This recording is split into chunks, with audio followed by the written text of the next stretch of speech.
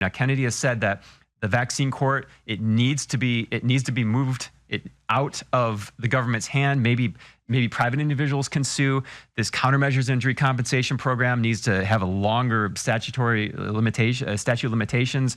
All of these things can be moves that Kennedy can make here that would change this conversation forever. And these are the big chunks. If he takes these chunks out, the whole conversation has changed. We are making a major difference by awakening people to both vaccines, climate change, and all the other stuff that, you know, the High Wire and INFOWARS talks about. We are winning. Yeah, and it's about carrying that, you know, INFOWARS. It's about carrying that information from generation to generation. Like, you and I are standing on the shoulders of people, whistleblowers, people that gave their lives to pass this information along to our generation and to the next generation.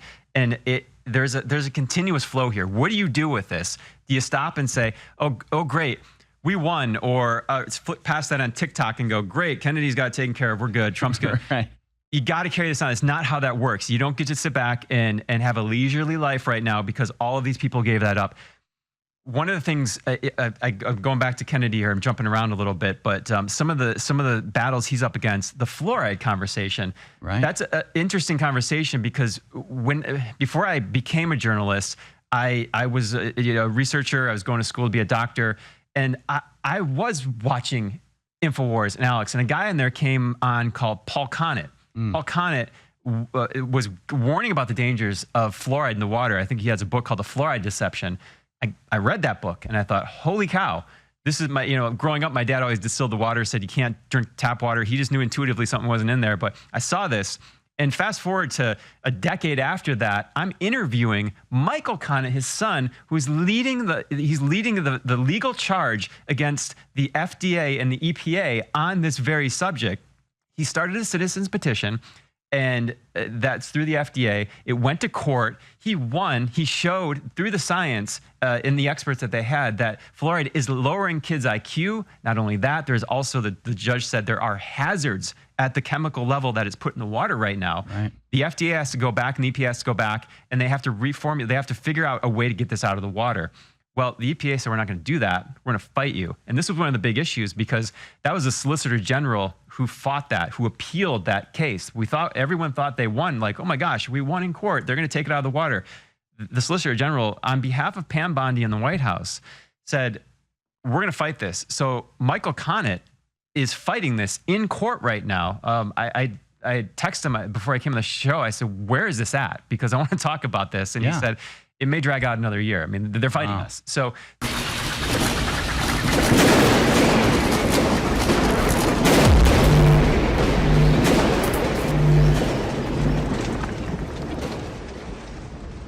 Welcome back, ladies and gentlemen. This is The War Room, Infowars.com, band.video. I'm your host, Harrison Smith, joined in studio by Jefferey Jaxen. He, of course, is on the High Wire with Del Bigtree, and welcome to the show, sir. All right, Harrison, thank you so much. It's great to be here. Well, thanks for being here, and we have a lot to talk about today.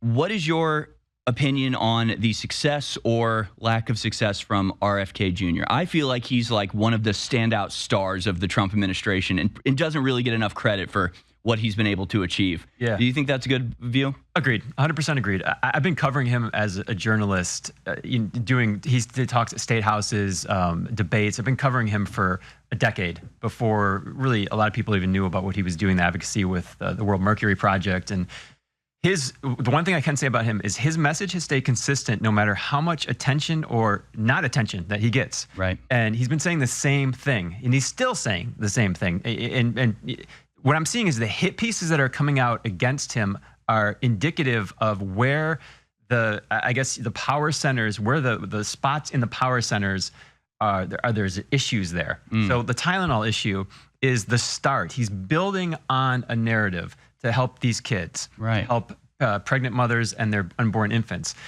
And he was attacked viciously about that.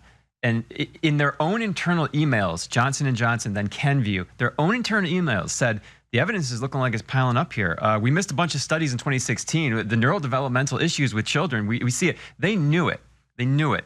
The FDA knew it. No one did anything. In fact, no administration prior to this administration has done anything for children with chronic health disease. This is the first administration to do this. So we're in uncharted territory. So when you're seeing these little movements and the media, corporate media, it's freaking out, that shows you where these power centers are. And none of the power centers are more powerful than the vaccine industry. And that is kind of the top of the food chain. And from there, we have the processed foods, we have fluoride, we have Tylenol and these consumer drugs but all of these are synergistic issues, right? Synergistic issues that pile up in these children. And we're learning that there's genetic issues where some of these children, infants, can't detoxify. So when the media says, oh, there's not a causal evidence that Tylenol is going to cause issues in these kids, well, they also can't say there's no evidence that it doesn't. Right. So what are we erring on the side? We're erring on the side of corporate profits or protecting the mothers and informed consent. That's the name of the game here, and that's what Kennedy's delivering. Yeah, absolutely. Against heavy odds. Yeah, very heavy odds. And, there's so much speculation, like sort of in our realm of politics, that everybody's fake, everybody's a fraud, everybody's, two-faced. And it's like RFK Jr. is one of these guys where, like, if he's not the real deal, no one is. Because he has been beating the same drum for decades. He has been on the same mission for decades. He gets into office and he starts achieving things in, I think, a very sophisticated way.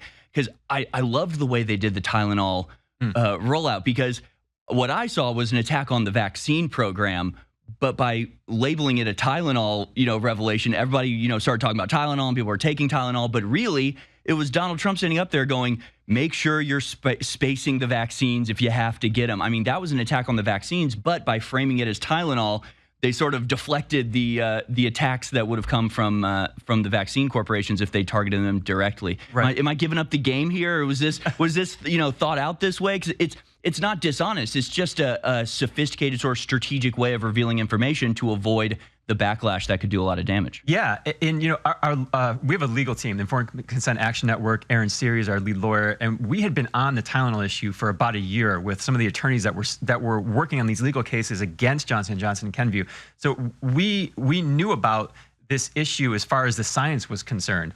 And so what happened was Kennedy and Makary through the FDA put out this basically we want them to give informed consent to the parents. Talk to your doctor. Doctors, be aware of this. It was very mild. And for the media to freak out like it did was, again, this is indicative of they're pushing on power centers. And what we did at ICANN was we put out a citizen's petition to say, FDA, go all the way now. Put this on the label forevermore, whether Kennedy's there or not, whether he stays throughout his tenure or not, put that on the label so it will forever be there. Any woman that picks up a bottle and she's pregnant, she'll have full informed consent. Don't rely on the government anymore. Don't rely on the companies anymore. And this is what it should look like. Consumer products and vaccines should have full disclosure of their issues. And that's been a problem because they have not been investigated fully. And when issues are found out, they're not told to the public. Right, they're good covered up in a lot of cases. So what would you say are his biggest accomplishments so far, RFK Jr.? Because removing thimerosal is absolutely huge. I mean, what would you list as sort of the greatest accomplishments so far of the second Trump administration? Well, I would say, and no disrespect to the people out there, because I know a lot of them that have been working to get the bad ingredients out of processed food and really just bring us up to par with what's in Europe, because they don't allow a lot of that stuff in there. But he's worked to get the dyes out of the processed food. Again, this is all synergistic effects harming children. So we're trying to just whittle away at this. That was low-hanging fruit, in my opinion. Again, not to take away from the mothers and the parents that have been working on this for decades trying to get this out of the food. But what was fascinating about that, sorry to interrupt, but it was the fact that, did that happen through government action? It seems like that happened a lot more through just awareness, and people became aware, and corporations decided, hey, if we take out, if we start cooking our fries in beef tallow, we get more customers. So really, it's the shift of awareness, shift of mindset that RFK Jr. has been at the front of. But it didn't need government intervention. It needed corporations to serve their customers what they wanted. So I think it's an even better success because it didn't require the government. It just required America awakening to the danger of these foods. And they have. And I think Victor Hugo it was an idea whose time has come. Right. And that's what was happening there. And what I saw was when they started making these changes, food dyes are out. He was getting all of these corporate heads to Washington and having meetings with them behind closed doors, and they were doing it. And there wasn't much pushback in the media. And these corporations were going, oh, this is a new revenue stream. We have the health market now. Right. And they were just one by one going, now we have a whole big health products, and we have people that love this stuff, and we can tap into this industry that hated us because we put food dye. Now they're customers. they rolled over very quickly, and you could read their stock market meetings, their quarterly meetings, and they were actually boasting about, here's our new product line. It's for protein. Okay, great. That's what we want. We want that. We're not seeing that with the vaccine industry. And I keep going back to this because that has been the most protected industry, maybe next to weaponry and government weaponry that we've ever seen. You can't sue them. And I can go into that a lot further because that's been a lot of the work that I've done over the last decade. But the informed consent with the COVID vaccine, that dealt a death blow to that program, the final death blow to the COVID vaccine. It didn't save millions of lives. Studies have shown now that that is not an accurate conversation. It actually has harmed people. We have the harms mounting. They're still being discovered. Myocarditis has just been put in this journal from the American Heart Association titled Circulation. It's the biggest journal, #3 in the world in impact. And they have found the mechanism. It's an autoimmune mechanism of myocarditis. That's how the vaccine causes damage. Not my words, but theirs. That has been published, and that's out there now. It's not going back. And it's not from the actual COVID infection. In fact, there's a lot of studies showing that people with COVID infection have no heart issues. Right. So I think what he's done to shed light on the COVID vaccine, because as you and I know, that was a rolling out of control issue. It was the genie that was out of the bottle. And there was a point where I wasn't sure we were going to ever pull out of that. And, and so the fact that he was backing off that, I was talking to the team this morning, Dell and the team at the Highwire, and I believe it was Dell that mentioned, he said, what would you do if you were Kennedy? You come in, you've been talking about the childhood vaccination schedule and the issues with the safety testing and the fact that none of them were tested with placebo control before licensure. And the safety testing was to the tune of just a couple days after injection, especially with the Hep B vaccine.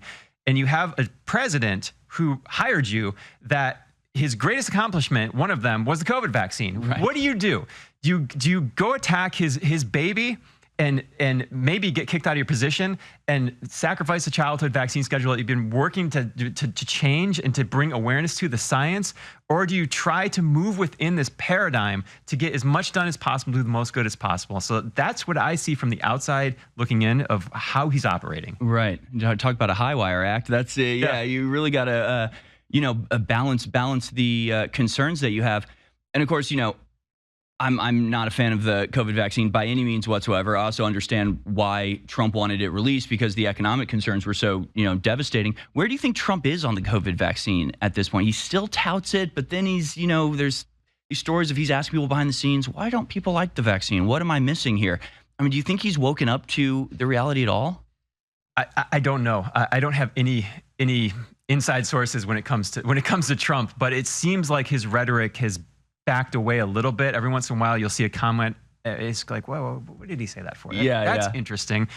But I think having Kennedy in there, putting him on track, that's the best we can hope for. In the vaccine itself, I think you covered this a couple days ago, but Associated Press showed that the fall vaccine push, Moderna is expected to lose 50% of its revenue from the COVID vaccine. Pfizer's expected to lose another 25%. And this is revenue now. They're getting hit. This is a product that cannot compete on its own without a mandate by the government forcing it down people's throat. How long do you think this thing's going to last with all of this research coming out saying it for sure injures kids' hearts to the tune of, I think, 1 in 2,600, Makari said. So I don't know how long this thing's going to last, but if that goes, behind that is the childhood schedule. Behind that, because there's a lot of doctors that have woken up to the COVID vaccine issues, but they don't understand the childhood schedule. And when they see that, and they're seeing it very quickly now, they go, wait a minute, it can't be like this for the childhood schedule, because we rushed into the COVID vaccine, but with the childhood schedule, we've had decades to do the science. We've had decades of looking at this and the mountains of studies that no one can seem to find the mountain anywhere, but they're being told that it exists. Yeah, that's one of those phenomena where they do just sort of assert that stuff. And especially when it comes to autism, it's always, oh, vaccines don't cause autism. We know because we've never done the study. And it's kind of like, what? Wait, if you've never studied this, how can you be so confident in saying that it doesn't cause it? It's just they have this way of just asserting these things that have no factual basis, and then the media runs with it. It's hard not to see it as a conspiracy, as them being aligned, because otherwise, why isn't the media asking questions? Why isn't this being questioned over and over. They're just allowed to assert this stuff. It's very infuriating when you know the truth. Yeah, and you know, you asked me like, what are Kennedy's greatest accomplishments? Yeah, he's kind of like this Pac-Man. He's going and, right. and like he's doing great. Everything he's doing great. And what I'm seeing is like the ghost up ahead. Like, oh, how's he gonna eat that one? What I'm seeing, one of the big ones is reforming the National Vaccine Injury Compensation Program. So this is if you get injured by a vaccine. A lot of people still don't know this. There's two programs. If you took the COVID shot, you get funneled into the Countermeasures Injury Compensation Program, which is called a black hole. That's what is written up in Reuters. And you have 1 year statute of limitations to file. So think about that. You get the shot. You don't even know. The government held back the fact that this thing was causing heart damage for months. And so you don't even know if you statute of limitations passes, you're out of luck. Right. Plus, it pays out barely anything. It's paid out a pittance. I think about 20 people have received payouts just to the tune of a couple grand here, a couple grand there for some medical bills, nothing. National Vaccine Injury Compensation Program is different. That's for the childhood schedule. You get 3 years, and something big just happened there. We have the second case of SIDS. This is sudden infant death syndrome. And this is something that's been talked about. It's obviously unexpected, but they call it a syndrome because the government and scientists say, well, we don't know. There's just a certain amount of percentage of babies that just die, and we don't know. So we just call it a syndrome because we don't know what it is. Right. And even though the Institute of Medicine said there needs to be more research on children that are susceptible to vaccine injury, it's not really been done to see who's going to get hurt before that shot goes in the arm. They don't know. So SIDS is this warning signal that there is an issue there. In July of this year, it's Sims versus HHS. These parents lost their daughter, literally went to a well baby visit in the morning, got shot with 5 shots. At the same visit, died that night. These parents, luckily, they retained great expert witnesses because what people don't know is this injury compensation program, you have to sue the government, the Department of Justice attorneys, who you're basically suing Kennedy and HHS. So you're going against the government as parents. Think about this, that lost your children. You have to get the expert witness. You have to prove the science that the government has not done purposely because it would incriminate itself in these court cases. So the government has an incentive not to do the safety science because it's going to be used against them. So these parents, they decided that they were going to do that. They proved it. The expert witnesses proved it. It was a brain injury encephalopathy, it's called. And if you go into this court case, you can look at it. That the Department of Justice attorneys, just to give you an idea of what you're up against, they actually argued because the table injury says you have to prove for 24 hours there was brain swelling, encephalopathy. The child died. It was about 6 to 8 hours later. So the Department of Justice attorneys actually contested it and said, you know what, you can't prove that because it wasn't 24 hours. Because it was under 24 hours, they're saying it doesn't count? Because the table injury says it has to be 24 hours of brain swelling, and the autopsy showed the brain is swollen. And so luckily the judge, the special master, this doesn't happen in a lot of cases, ruled on their side. I talked to my friend and colleague, Wayne Rohde. He wrote Vaccine Court. He's the world's expert in this vaccine court and the legal processes. He called me right before I came on the show. He didn't know I was coming on the show, but he asked me, he said, you hear about this?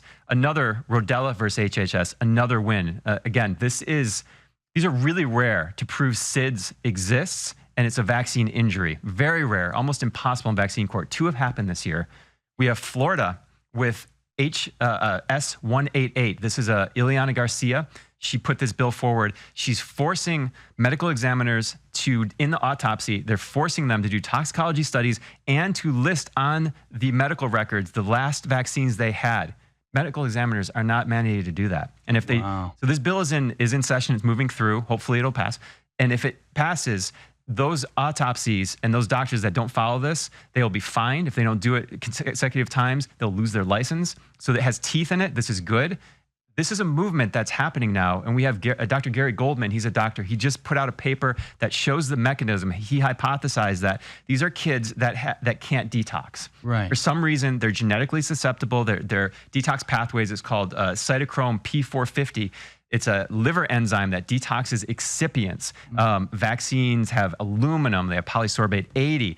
These kids can't detox this. Therefore, they become overwhelmed. And you get this cascade of this, it's called cytokine storm.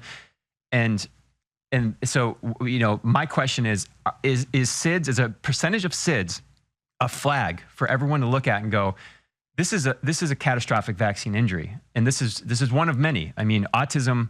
There's massive amounts of evidence that show that this is also a vaccine injury. It could be a culmination of a lot of things, but the vaccine is one of the culprits. Are these big flags being put up for us to look at? And this is what I see Kennedy is able to do. Now, Kennedy has said that the vaccine court, it needs to be moved out of the government's hand. Maybe private individuals can sue. This countermeasures injury compensation program needs to have a longer statute of limitations. All of these things can be moves that Kennedy can make here that would change this conversation forever. And these are the big chunks. If he takes these chunks out, the whole conversation has changed. I mean, autism is already huge. Just the fact that he has been able to, establish, the at least one particular cause with Tylenol lowering the blood-brain barrier and, allowing in the toxic parts of the vaccine. I mean, that's huge. And again, it's like, it's weird that we live in this world where they can come out and say, we have cured autism, or we have, found the mechanism that causes autism. And it's like not even a big story. It's crazy. But I think SIDS would be even bigger. Because, I mean, especially like if you have a kid, your first kid, like you're terrified of SIDS. It's this idea that like, your kid might just die in the middle of the night one time. And so like, the psychological stress of like waking up every 10 minutes, being like, are you breathing? It's like, if that's all because of vaccines, which a lot of us have, supposed for a while, or, we think that's what it was. But are you saying there's actually now like evidence and they're winning court cases showing that vaccines are causing SIDS? We just saw a video. SIDS is one of the most common causes of death for infants. Yeah. And that's wild. Court cases against the Department of Justice attorneys in a special master's vaccine court, which is a whole different court than most people understand it to be. Okay. It's a really big deal, and it's something that I think a lot of people don't really understand because it doesn't get a lot of attention. I mean, these aren't stories you go out and get a lot of clicks and views on because they're not happy stories, but they need to be told. And I mean, these are the stories that I think, if Kennedy's legacy is already written in stone. It's already obvious. But if he can change this, you're talking about a massive industry. The ACIP committee, this is the committee of the CDC that Kennedy fired the entire committee or released them and then restacked them with people, I would say, the media will say, with conspiracy theorists and anti-vaxxers, but basically open-minded people, like Robert Malone, who created the mRNA technology for the COVID vaccine, like that guy.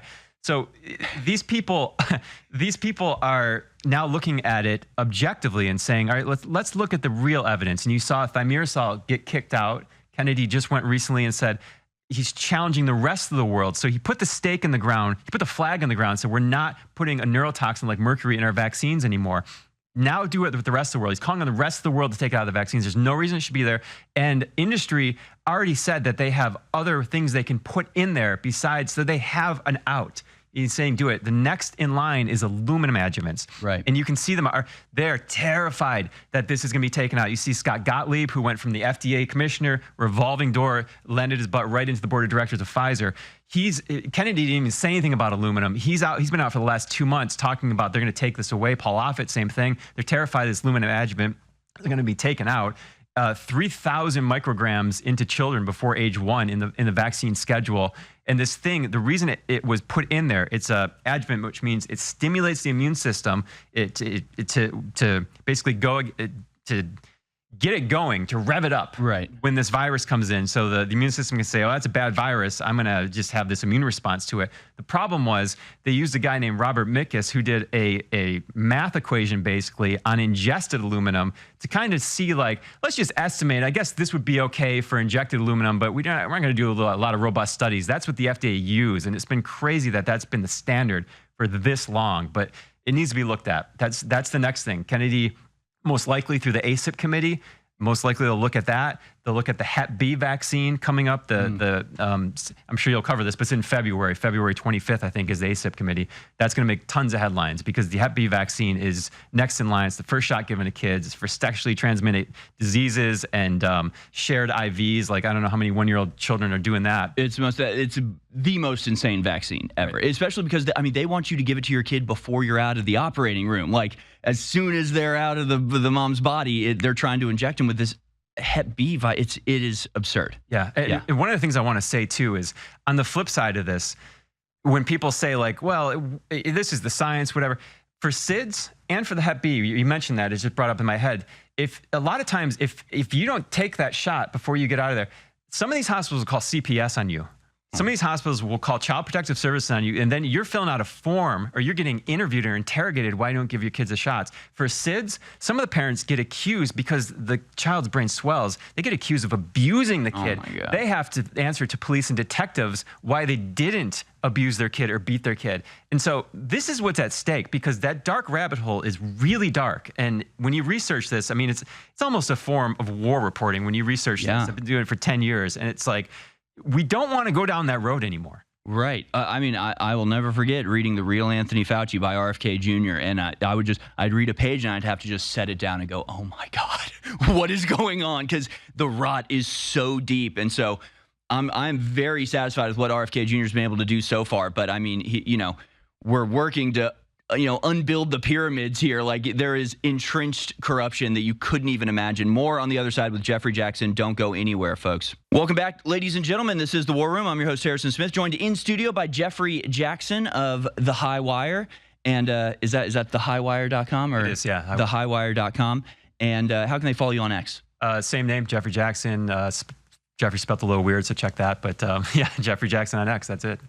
And I was blown away by it because I was seeing little hints at this. I saw sort of rumors about it, but this is the actual court case from Vaccine Antidote on X. Here's the proof that the DTaP vaccine causes encephalopathy, leading, how do you pronounce it? Encephalopathy. Encephalopathy. Brain swelling. Leading to the death of an infant. This is backed up by medical examination, expert neurological testimony, and peer-reviewed science. It is not just words on a package insert, it's reality. How many SIDS cases are really encephalopathy? It's sad because anyway, I know this because when my daughter was a week old, we had to take her to the hospital, and they were very worried about this. But this is it. I mean, this is huge. How is this not a bigger story? I mean, you would think with the threat of SIDS, the horror and terror that young parents experience, how is this not a main headline on every major news story? Right. And think about this. We have 1 or 2 or 3 cases of bird flu, which someone gets like pink eye. Right. They're a worker, working with birds or chickens. And we shut down the entire country. We're killing flocks. We're working on vaccines. They're killing all the ostriches in Canada. Yeah, for a couple dudes with pink eye that they recover in a couple days. Like, think about the priorities here.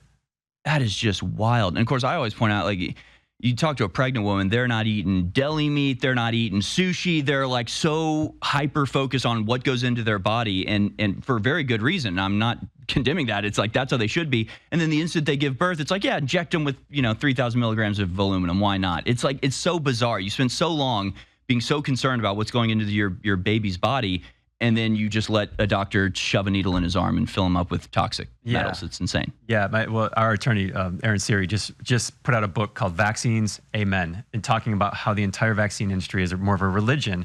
Because when people are faced with the facts that should know better, they have emotional responses rather than, oh, I should look into that more, because these are the same facts that they've trusted the CDC on for years. But when the CDC can't find any research that shows vaccines don't cause autism, when they're asked, they go, oh, then it's an emotional response. So it's more of a religion at this point. You'd be hard to argue that it's a science.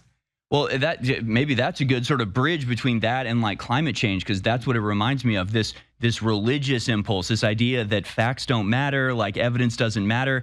And of course, with climate change, it gets to an absurd degree where they're literally cutting down forests in the name of climate change. And it's like, this is so bonkers.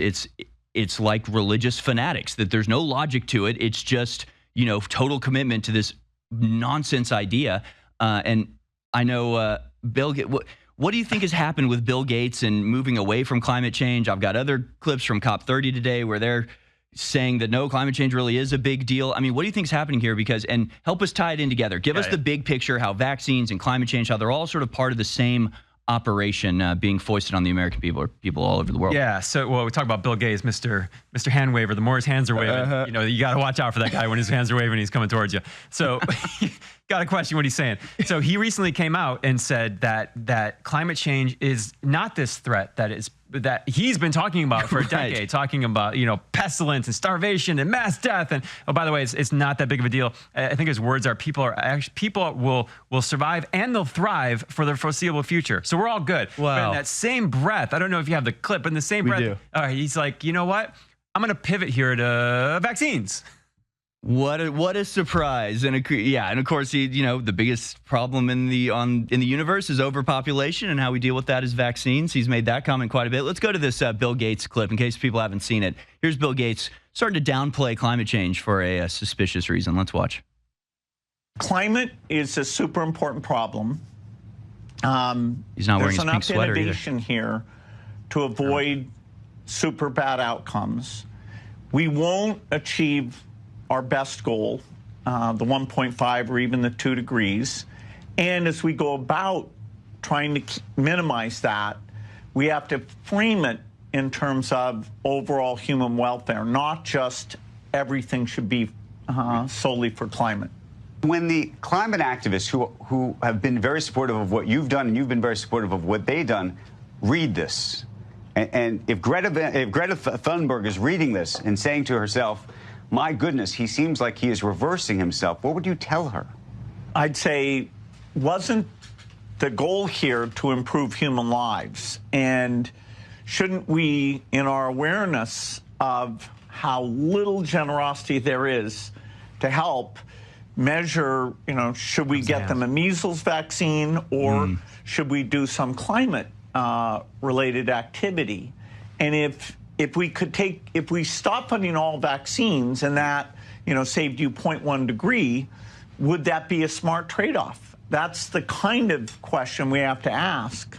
So I'm a climate activist, but I'm also a child survival activist. If you think climate is the only problem and it's apocalyptic, or if you think climate's not a problem at all, my memo will make no sense to you. You'll be like, oh no, it should all be climate, or you'll be like, why are you even still talking about this climate thing? Why do you invest billions of your money into these companies? The middle position that climate is super important, but has to be considered in terms of overall human welfare. I didn't pick that position because it's everybody agrees with it. It's, I think, intellectually the right answer. It sounds like they lost the argument, is what it sounds like to me. I mean, it almost reminds me of the way that after the COVID lockdown, they come back and go, it turns out that, that really hurt a lot of the students shutting down the school. And it's like, really? Because I remember when we were making that argument and you were saying that we wanted grandma to die. So it's kind of a similar thing where we're going, hey, sure, if you want to fix the climate, that's one thing, but you're hurting humans and you're going to starve us all to death. Like, what are you doing? So it seems like they've come around. I think that was a admission of defeat by Bill Gates. Yeah, exactly. I mean, he's arguably the main driver behind the fear campaign of climate change. I mean, giving generations of kids anxiety and depression because they think the world's going to end in 5 years. Yeah. They were told that by him. And so now he's coming out and saying, whoops, sorry, my bad, but it's not going to be. But so there's a massive large grouping of money here, a huge fund that's been drummed up on the back of climate change fear for over, probably since arguably late 1960s. That's sitting there, and he's saying, he's a businessman. So he's seeing the banks pull out of their climate commitments. He's seeing a lot of the companies saying, you know what, we're not going to give you our business plan of how we're going to help the planet not warm 1.5 degrees. We're done with this. He's seeing that, and he's saying, let's take those funds and put them back into those shots that I used to do. Like, I want to do this. But it goes back to, let's connect this in here. It goes back to the Club of Rome, late 1960s. You have Alexander King, Aurelio Pachai. Then the MIT limits to growth and all of this drumming up of this. The planet has a carrying capacity, and we're going over our limits, and there's not enough resources for people. And you have Paul Ehrlich, you have that guy coming out and making the rounds and really scaring people on this. And right off the back of that, they create, I believe, I can't remember Alexander King's book, but he wrote a book, and he says, look, we make man the enemy. Man is the enemy of this. And climate change is an issue. We're going to tell people climate change is an issue, and man is the enemy. And that was the game plan. He told you right in your face. And right after that, that's late 60s.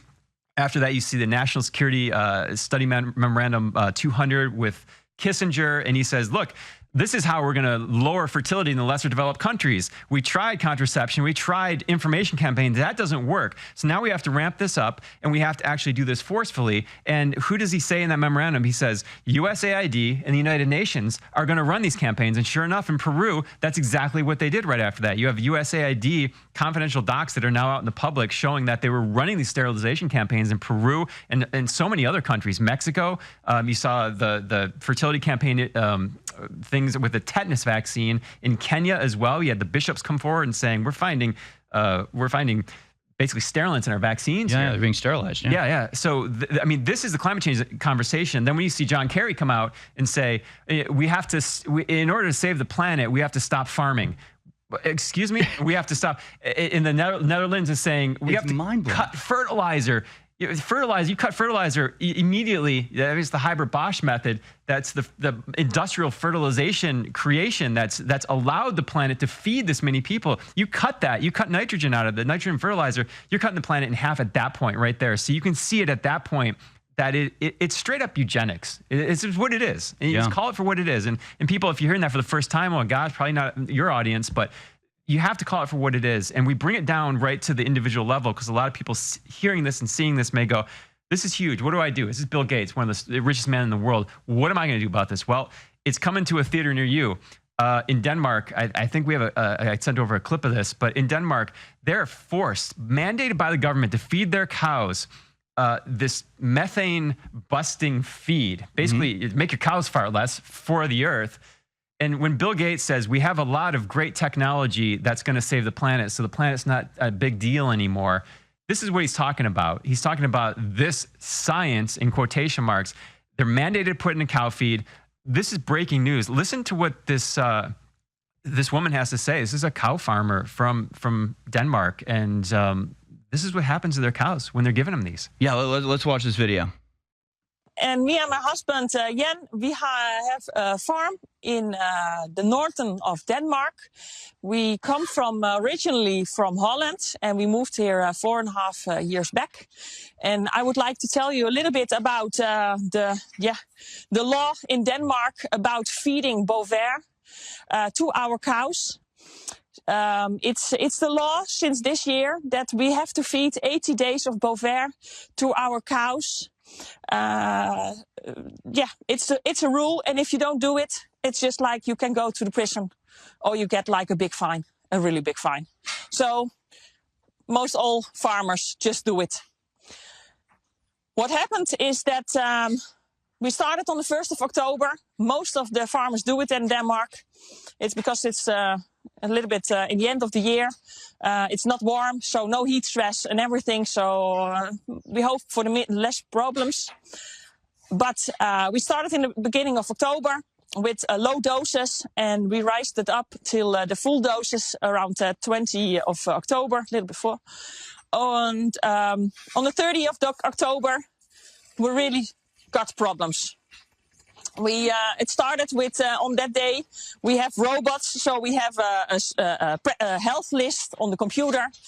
And on that day, we had like in one group, we have 4 groups of cows in our stable. We have one group with 36 sick cows.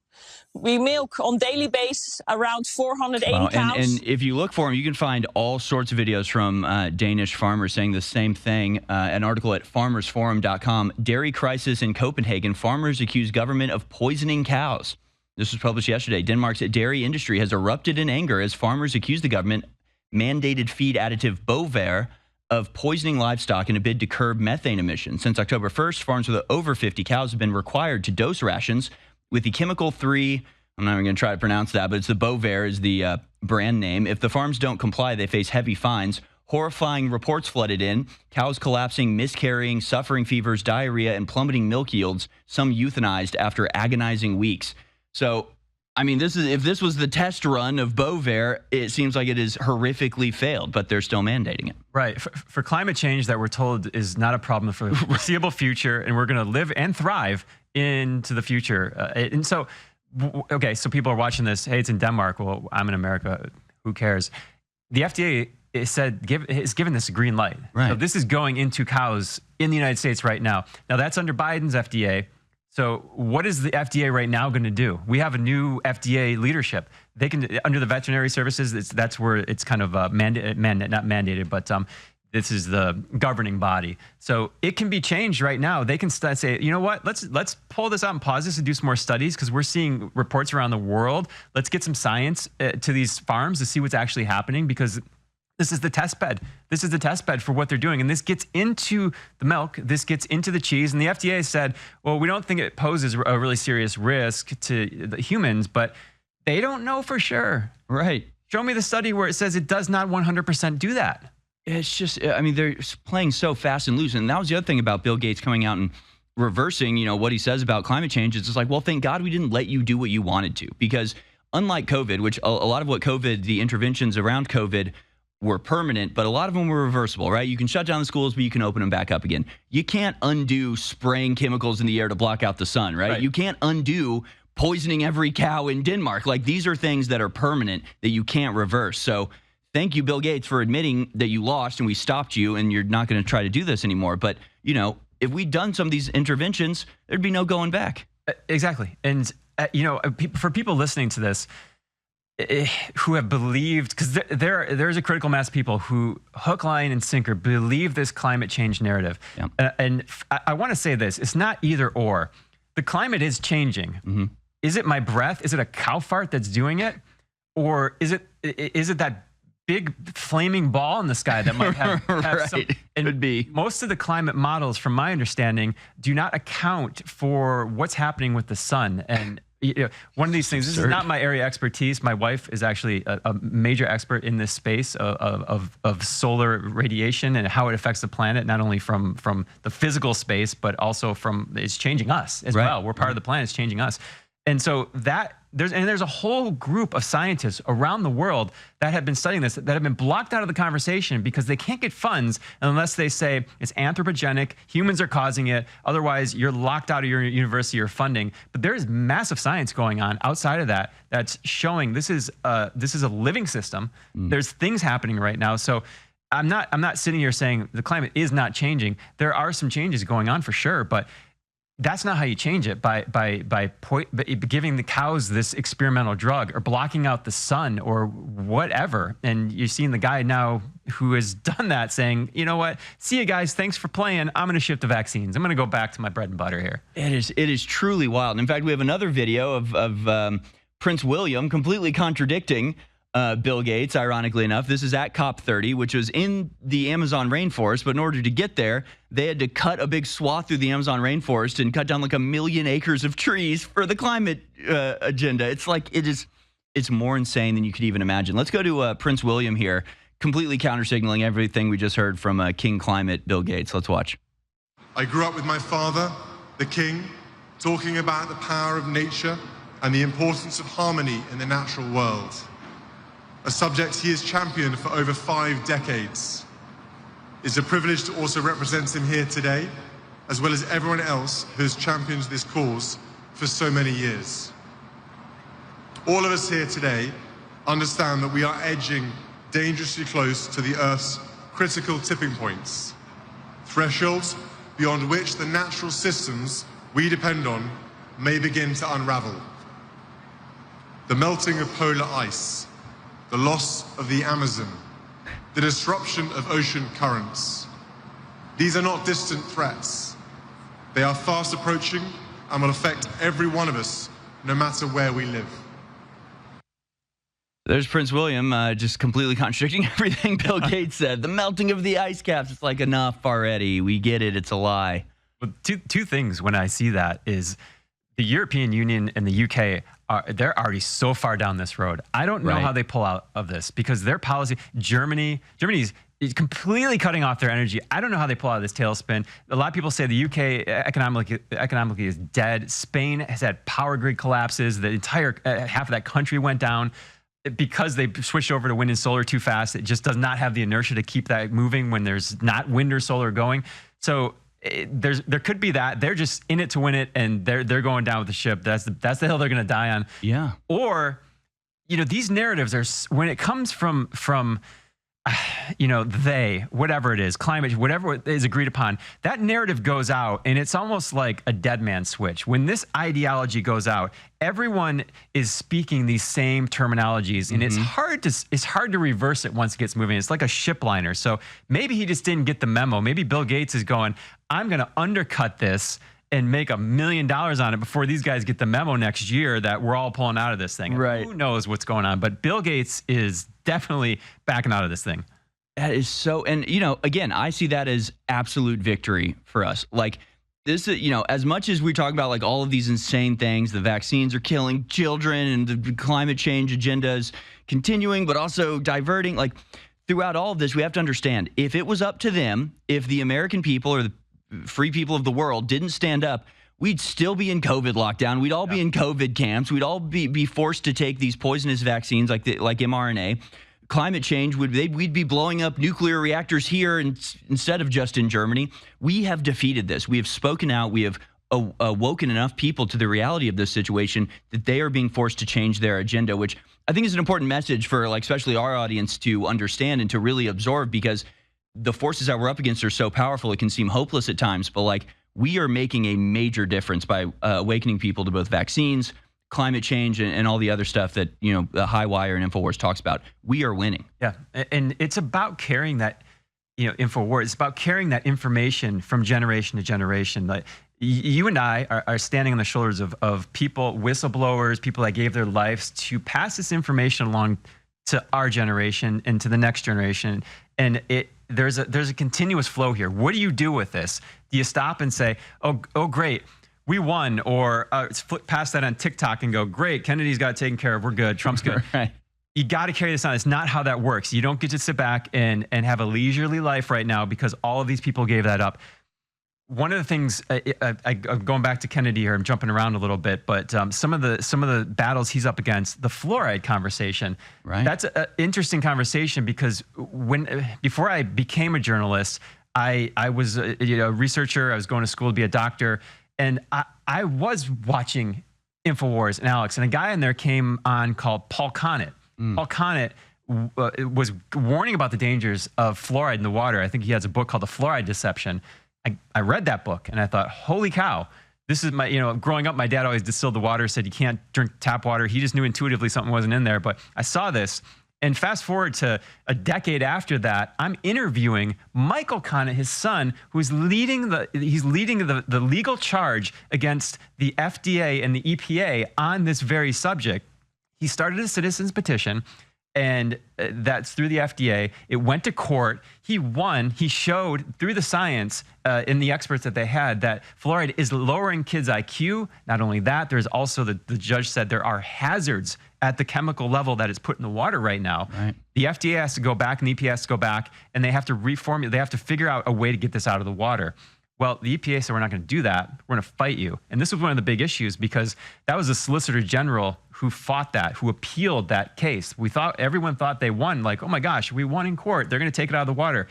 The Solicitor General, on behalf of Pam Bondi in the White House, said, we're going to fight this. So Michael Connett is fighting this in court right now.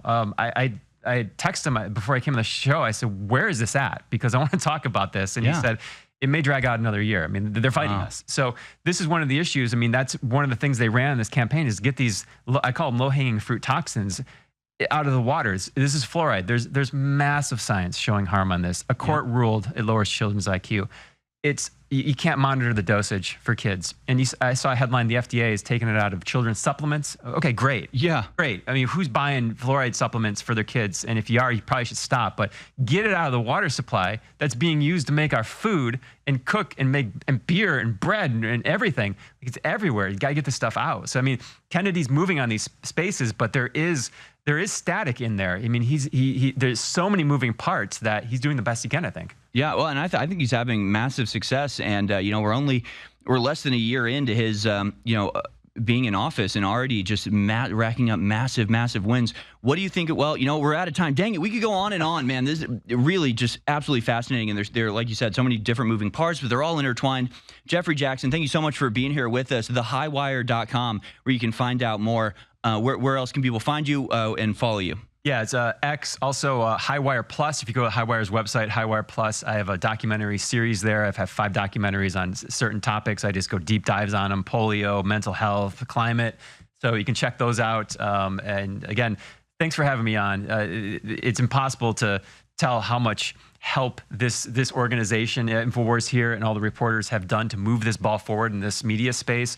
It's impossible to understand what you guys have done. So thank you. Thank you, and I love it because so much we talk about is sort of there's nothing we can do about it. What am I going to do about the war in Ukraine or whatever? But this is something you can do for yourself because it's your health and it's your family's health. Jeffery Jaxen, thank you so much for being with us, sir. Thank you. This is a major alert. I'm cutting this announcement on the evening of Tuesday, November 6, 2025. You only have until this Sunday, that's 3.5 days, to take part in the biggest sale ever at thealexshowstore.com. Store-wide 25% off on top of all the sales, like 50% off on all the supplements like Ultra, Methylene, Blue, and more. The widest selection of Patriot apparel, you name it, they're on the site, and you fund this operation. Now, INFOWARS is supposed to be shut down. They have a state receiver, said it could be next week or next month. It's very close. But regardless, we have the Alex Jones Network, and we will continue on, and your support is funding that operation as well. So get great products and be the reason we always stay on the air at thealexjonesstore.com. Become a VIP for $30 a month. Get $40 to spend, special deals, special offers as well. So many other deals. Take action now. That's thealexjonesstore.com. The coordinates of 1776 worldwide.